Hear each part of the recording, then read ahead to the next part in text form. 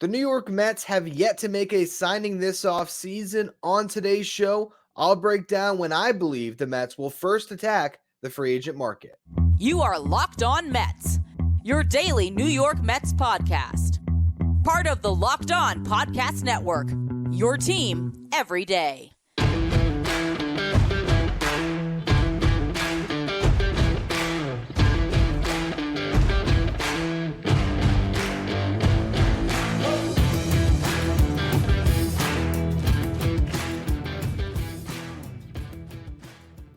Hello to all you amazing Mets fans. You're watching Locked On Mets, part of the Locked On Podcast Network, your team every day. I'm your host, Ryan Finkelstein. If you want to find any of my work, follow me on X at Finkelstein Ryan. You can also find some of my writing at justbaseball.com, where I work as the managing editor and where I just wrote a piece about MLB free agency, comparing it to last year, where we're at now, and what that tells us about where the market could move in the coming weeks. I'll be breaking that down a bit on today's show. Before we get into that, though, today's episode is brought to you by FanDuel. Make every moment more. Right now, new customers get $150 in bonus bets with any winning $5 moneyline bet. It's $150 if your team wins. Visit FanDuel.com/lockedon to get started. Now, in this article, which is titled, "When Will MLB Free Agency Start to Heat Up This Year?" which you can find linked in the episode description, I took the time to look back at our free agent tracker from last offseason. Basically, at Just Baseball, with myself and some of the other writers on the staff, we update a free agent tracker throughout the offseason with every single major signing that takes place. And so, reading back to last year's tracker, I was able to revisit and get a sense of the pace of the offseason and how it aligns with what we've seen so far. And I'll tell you what, it's pretty similar. And the reason why I did this entire exercise and why we're talking about on the show today is because I think this is the point of year where fans get the most anxious about what's happening in free agency. It's that time after Thanksgiving, before the winter meetings. Free agency has been open for a little bit of time now. There has been a couple of signings that remind us that, hey, transactions can't happen right now. There's nothing precluding the Mets from going out right now if they wanted to and putting a big bag in front of Blake Snell and getting a starting pitcher to headline their rotation next year. That theoretically could happen, but that's not how the market moves. And that's why I wrote this article, to sort of show that this isn't something unique to this offseason. This is how the baseball calendar works. So let's go back and revisit it, particularly through the lens of the New York Mets. So November, let me get the exact date that I have here in my notes. November 9th. Edwin Diaz comes back to the New York Mets. That was a significant signing, a huge part of the Mets' overall offseason goals. That was accomplished, and it was accomplished early. He didn't even get to the open market. He had that window after the World Series. He came back to the Mets. So they had one huge thing checked off that early. There was no opportunity for the Mets to do that this offseason. It's not like they were rushing to get Adam Ottavino back after they ended up having that situation where they met with him and he declined his player option. It's not like they were going to jump on that. There was no free agent like it. And if you look at how the rest of that, early period of the offseason played out for other teams, that really is the time where people are returning to their old teams. And we've seen some of that, not a ton. Aaron Nola's the big, example of it this offseason. But you have like Lance Lynn going back to the Cardinals. It's minor moves. But going back to last offseason, you had Edwin Diaz, Rafael Montero, Tyler Matzik, and Robert Suarez, all top relief pitchers that returned with their respective clubs. You had Nick Martinez, the swingman for the Padres, who's back on the market now. He returned there. Clayton Kershaw, he came to agreement with the Dodgers. No surprise there. Martin Perez, Jock Peterson, they accepted their qualifying offers. Tyler Anderson declined it and quickly signed with the Angels on a 3-year deal instead. Isn't that crazy? They gave up draft pick compensation to the Dodgers for Tyler Anderson. Angels have not been run well lately. And then you look at when things actually started to, really unfold. There was also, I should mention, Anthony Rizzo and Isaiah Kiner Falefa. Geez, IKF. That's why people say it that way. Isaiah Kiner Falefa. They both went back to the Yankees. And then over Thanksgiving weekend, you had Carlos Santana and Mike Clevenger signing 1-year deals with new teams. We just saw Kenta Maeda sign was it a 1 year? I think it was a 1 year over the weekend as well this year. So again, these minor transactions, guys returning, nothing big really happens. Then the first big domino of free agency fell when Jose Abreu signed with the Houston Astros right after Thanksgiving weekend, the Monday after Thanksgiving. You're listening to this on the Monday after Thanksgiving. A big signing could take place. Zach Eflin was another pretty significant one that took place on Thursday after Thanksgiving, the week after. And then Jacob deGrom that Friday signs with the Texas Rangers, which brings us right back to the Mets. That was the next huge thing that happened to the Mets. deGrom choosing to go to the Rangers. Well, then winter meetings began. So this week, we could see something happen, and probably more significant signings happen this week than we've seen up to this point outside of the Aaron Nola deal, of course. But this is not where free agency is supposed to ramp up. That's the winter meetings, and it's always been the winter meetings, which last year they began on Sunday, December 4th. Monday, December 5th, Justin Verlander signs with the Mets to replace Jacob deGrom. Trey Turner later that night signs with the Phillies on a $300 million deal. And then throughout the winter meetings, we saw Cody Bellinger, Josh Bell, Andrew Heaney, Mitch Haniger, Taijuan Walker, Jameson Taillon, Jose Quintana to the Mets. Kenley Jansen, Wilson Contreras, and Masataka Yoshida as some of the notable names that were signed. And then the big names that also went after Verlander and Turner was Aaron Judge and Xander Bogaerts. Judge back to the Yankees, Bogaerts to the Padres after they struck out on Trey Turner. Shortly after the winter meetings, the New York Mets signed Brandon Nimmo on a 9-figure deal of his own, just a couple days after. Then, a little bit beyond that, they signed Kodai Senga. So the Mets did a lot of work in that first week after the winter meetings. By that point, they had re-signed Diaz and Nimmo. They had signed Quintana, Verlander, and Senga to completely remake their rotation. They had traded for Brooks Raley. They had made another trade to get Jeff Brigham in and send Jake Mangum out. They had made a lot of moves. So not to say that it's going to mirror last offseason, but the next 2 to 3 weeks is where all of the action is going to happen. That's where we're going to have a lot of shows. I'm going to try to go live after some of these signings as well. So just something to keep in mind if you're watching on YouTube, or if you aren't yet, go on to YouTube, hit that subscribe button, and then you'll be notified when I do go live after a big signing. But that's sort of the pace that we're going to be expecting to see. This week, stuff could happen, but the winter meetings is where the Mets really should start to make some moves, and we'll get to that a little bit more in the next segment. But getting back to last offseason a little bit more, Carlos Correa, he signs his first of 3 9-figure agreements on December 14th with the Giants. Then Carlos Rodon signs with the Yankees. And then a week before Christmas, Dansby Swanson signs with the Cubs.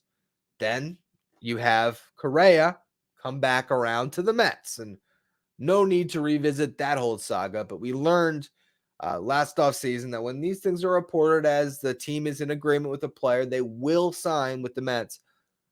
You can get really excited, and 9 times out of 10, or maybe 99 times out of 100, that deal is going to go through. There's always that chance there's a Correa out there where things will get broken down over the medicals, and until pen is put on paper, no deal is 100% guaranteed.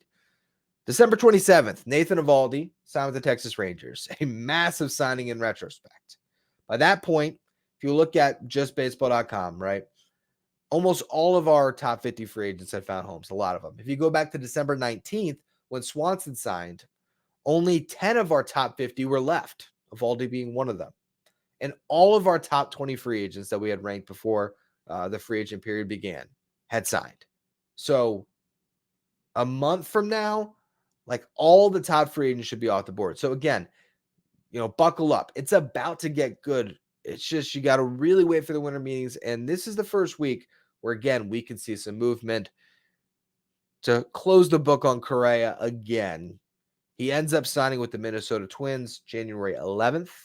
And that really wrapped up the book on big-time free agents. So this is it. This is the time where stuff is happening, or stuff will happen soon. We just got to be patient. And as it relates to the New York Mets, we learned some stuff about Yoshinobu Yamamoto's free agency over the weekend that is important to understand as it relates to how they will attack their offseason. This is their top free agent target. That's why I spent so much time talking about it. And so the question is, how is that going to impact when they make their first signing? That's what I'm going to discuss next Before we do, though, today's episode is brought to you by FanDuel.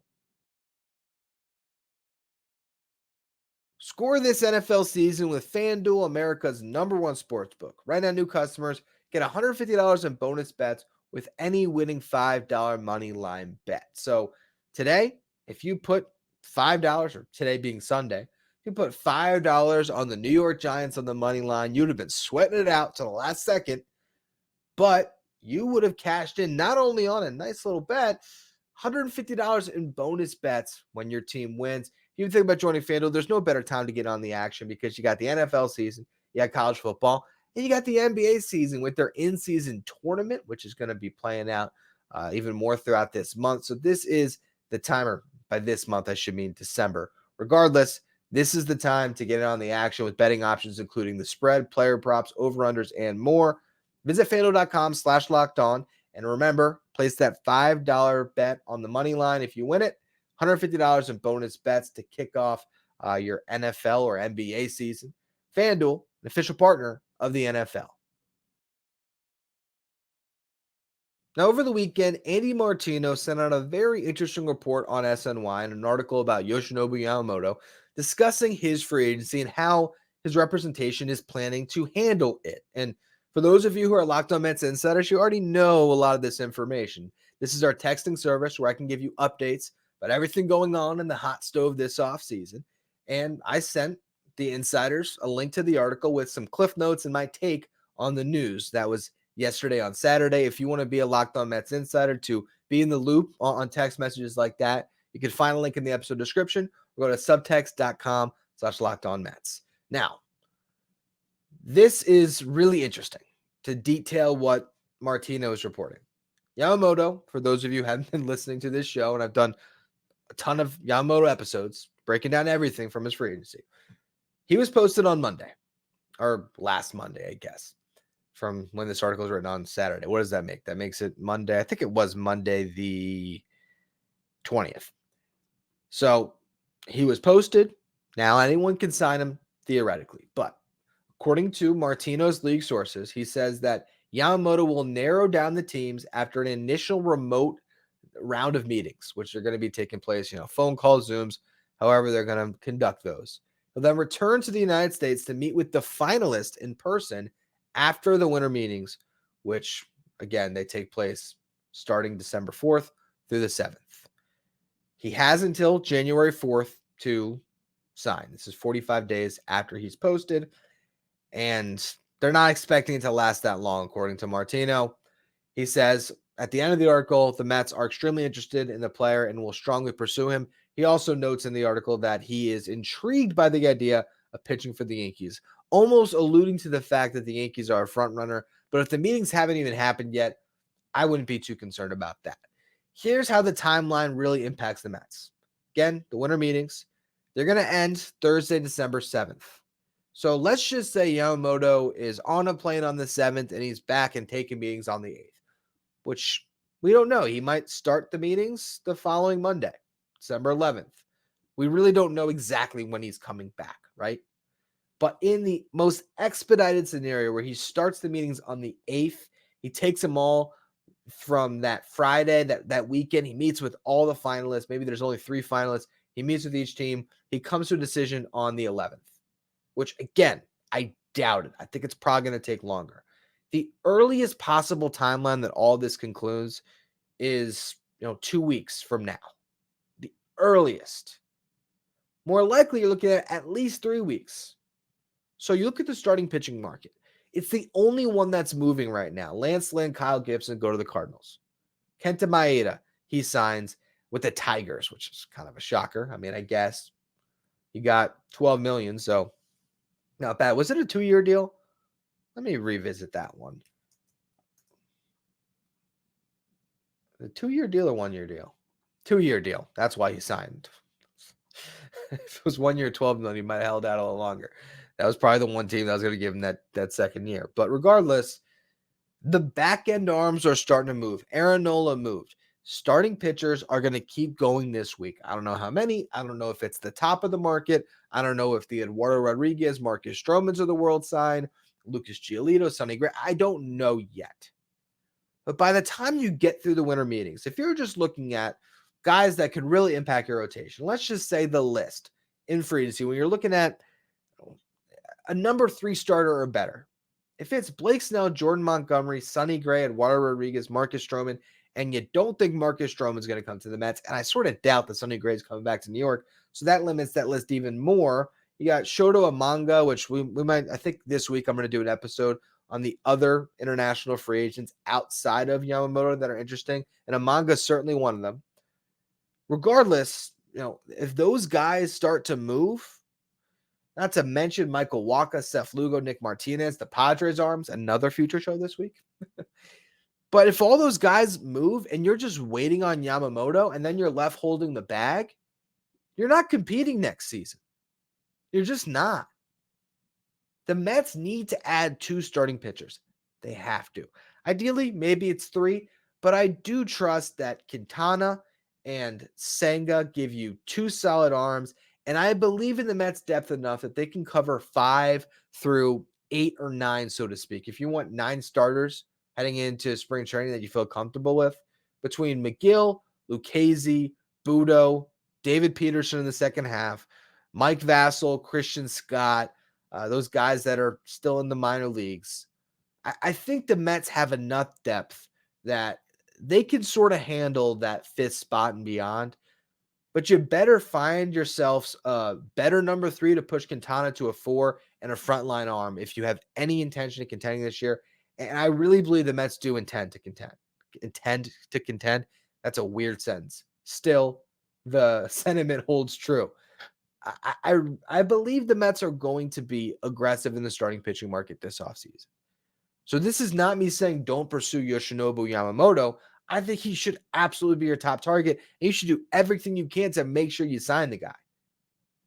But you can't wait to sign the second guy for the first one. You got to get that other guy now or during the winter meetings. Because if you don't and all those other guys sign, you're going to be in a bad place. And you know what? If you do sign one of those more back-end type arms, that's fine. That's okay. Because even if you get Yamamoto and you're not really comfortable with just that and you want to go to the trade market, like that's still available to you. You can never have too much starting pitching. But you can't let the entire starting pitching market evaporate in front of you, waiting for Yamamoto just to see him sign with the Yankees. And then you're left desperately trading for Tyler Glasnow, or Shane Bieber, or Corbin Burns, where those teams will have you over a barrel in negotiations. So that's what I want to talk about next year. What is the first sign the Mets make? Who should it be, theoretically? When will it happen? I'm going to get to all those questions in just a minute. First, though, another word from our sponsors. Locked On has launched the first ever national sports 24/7 streaming channel on YouTube. Locked On Sports Today is here for your 24/7 coverage of the top stories in sports that day with local experts of Locked On, plus our national shows covering every league. Go to Locked On Sports Today on YouTube and subscribe to the first ever 24/7 national sports streaming channel. All right, so who is the first sign of the New York Mets will make this offseason? It's really tough to tell. The only free agent that they've actually showed interest in publicly that's been reported about outside of Yamamoto, it's like Luis Severino. There was one report at some point, maybe it was last week, the week before, the Mets were interested in Severino, which if you watched him pitch last year, it's not something to get excited about. And yet, if the Mets make a signing this week, I would not be surprised if it was Severino. Or, here's another one, not that I think the Mets should do this, just saying the type of signing, Noah Syndergaard or Frankie Montas. I could see the Mets getting one of these bounce back guys, whether it's still, if they're going to get a guaranteed major league contract, fine. That might be what entices them to sign right now. But I think it's one of those bounce back guys that is not going to excite you, but is just an insurance blanket. It's pick up an arm that you throw into the mix of the Tyler McGills and all these other pitchers. And guess what? If Noah Syndergaard or Severino or Frankie Montas, whoever it is, for one of those bounce back arms, is, for one, healthy. That's a big part with some of these guys. But if they can't beat out that collection of arms for the fifth starter spot, oh well, right? They either are hurt and on the IL, they're in your bullpen, or who knows? Like, you end up cutting them at some point. But if they make a signing this week, I almost feel like that's where it would be. Or, maybe they're the team that gives an extra year to one of the middle tier arms, the way that Kenta Maeda just signed. So Seth Lugo wants 3 years. And a lot of teams are interested in Seth Lugo, but probably not for 3 years. Are the Mets the team that gives Seth Lugo a 3-year deal this week and brings Lugo back to the Mets to be a starting pitcher? Can you get creative with the contract structure on that one, where you still open the door that he'd end up in the bullpen again, or even trying to open up that can of worms just shuts the door on Lugo entirely? I don't know. That's a conversation for another day that we will have this week on the Padres starting pitching show, because there's a lot of former Padres arms on the market that I want to discuss this week. But again, if you're thinking about what can happen this week, I don't think Blake Snell signs with the Mets or Jordan Montgomery. And honestly, when it comes to those guys, because if you're thinking about adding a top tier arm in free agency, in my personal opinion, I think it's kind of a widely held belief at this point, the top tier arms, guys that you can slot into the number 1 or 2 spot into your rotation. And it's crazy that Jordan Montgomery belongs in this class, but hey, he was just the ace of a team that won the World Series. Call him the ace, call Nathan Eovaldi the ace. He was great in the playoffs, and he's dependable, and that's going to get him paid a lot of money. Those guys, to me, it's Sonny Gray, it's Blake Snell, it's Jordan Montgomery. Outside of Yoshinobu Yamamoto, and Aaron Nola is already off the board. So, Sonny Gray, I already mentioned, I just can't see him coming to the Mets. Feels more like a Brave. Snell, Montgomery. If those guys are going to sign during the winter meetings, and they're going to jump the market in front of Yamamoto, which is, I think, the strategy that Yamamoto's representation is going for here.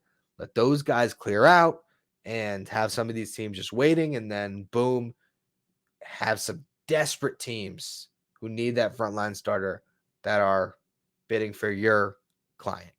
It's genius in a lot of respects, because they sort of have the entire market, at their disposal right now. I'm fine if the Mets miss Blake Snell and Jordan Montgomery. As much as I did a podcast on Jordan Montgomery, he sort of priced himself out of where I feel like it's a guy you really have to go for. Because if he's going to get near ace money, which I don't think he'll quite get there, but if he's making $20 million plus, which I think he will, if he's going to get at least 5 years, which I think he will, I'm okay if they miss out on that opportunity, because there's a much better free agent class coming next year. And there is still arms that you can trade for. Like, that's the thing you got to remember here. You still have Dylan Cease, Shane Bieber, Tyler Glasnow, Corbin Burns that are on the market, that if you strike out on Yamamoto, you can still potentially get that frontline guy. It's just going to cost a lot of prospects instead of a lot of cash. But that's still an avenue the Mets can certainly pursue, and they have the capital to get a deal done. To me, the biggest thing the Mets have to do while they're waiting on Yamamoto is they got to make sure that the bullpen market doesn't get away from them, and they got to add an arm that they can just say, this is a guy that we feel confident is going to make 25 to 30 starts for us next year and hopefully pitch to a sub-4 ERA. That's what they got to find. Now, whether that's one of the Padres guys with Waka, Lugo, Martinez, whether that's Shoto Amanga, whether that's Eduardo Rodriguez, Lucas Giolito, there's options that are still out there. They got to get one of those guys. And if in the meantime they also get a flyer, bounce back candidate, and their offseason isn't very sexy, but you're looking at when Yamamoto comes back to the States to meet with the Mets, the Yankees, the Red Sox, and the Cubs, and they have locked up Lugo, and let's just make it a former Mets reunion show just because it's fun and the names don't really matter. We're just kind of talking about archetypes they're going after here. Let's say they've signed Lugo and Syndergaard. Not going to happen, but I'm just, again, making it fun for you diehards that are listening today. If they do that and they we'll keep the reunions coming. They signed David Robertson. They bring him on back, and they get Jordan Hicks or they get Joe Kelly, whatever. They've addressed their bullpen. They've addressed their rotation some, and they're just waiting on Yamamoto. And either they get him or they go to the trade market. Like, they'll be in good shape. They just cannot let the market, get away from them holding all of their chips aside for one guy. They got to be proactive. And I think the beauty of their roster construction right now is they don't necessarily have to do much on the position player front. We've discussed this. Yeah, they can sign a Justin Turner. They can sign an Adam Duvall. They can go out and they can get a veteran bat to complement their roster. But to contend next year, they don't have to be aggressive for position players in a market that just doesn't have a lot of them anyway. So that's fine. But you have the money to spend from Steve Cohen still to make sure that you're proactive on your bullpen at the middle of your rotation, and then figure out that arm to pair with Senga, whether it's Yamamoto or on the trade market later, because unfortunately, based on how they're structuring things for Yamamoto to get paid an absurd amount of money. If you didn't listen to Friday's show, I got into this a bit about the absurd amount of money he's going to sign, because who knows? I mean, this dude might clear $250 million now with how everything's playing out for him, which is perfect for a 25-year-old free agent who can be an ace. I mean, he's got his pick of a third of the teams in baseball, probably even half. The Mets have to make sure they're not, sleeping at the wheel here, waiting on one guy. And I'm pretty confident that David Stearns with his new front office, I don't know if they're going to do something this week, but I'm confident that we're going to get some signings across winter meetings that will, if not thrill Mets fans, at least give you something to chew on until we know what happens with Yoshinobu Yamamoto. Anyway, that's going to be all for today's show. I've sort of alluded to a couple of shows for this week. I think tomorrow we'll do the Padres episode, breaking down particularly Waka, Lugo, Martinez. I'll touch on Blake Snell too, even though I don't think that one is particularly likely, but I'll still get into it. And then, like I said, throughout the week, we'll have other stuff to cover. Hopefully some signings. And, I might look at the international market some. So make sure you follow, rate, and review wherever you get your podcasts. You don't miss anything. If you're watching on YouTube, hit that subscribe button. We want to make a push to 10,000 subs. So appreciate all of you. Hit that subscribe. If you want to make sure you don't miss any of the news on the Mets, become a Locked On Mets insider, where you can find a link in the episode description and get the text message updates on the Mets. You check that out.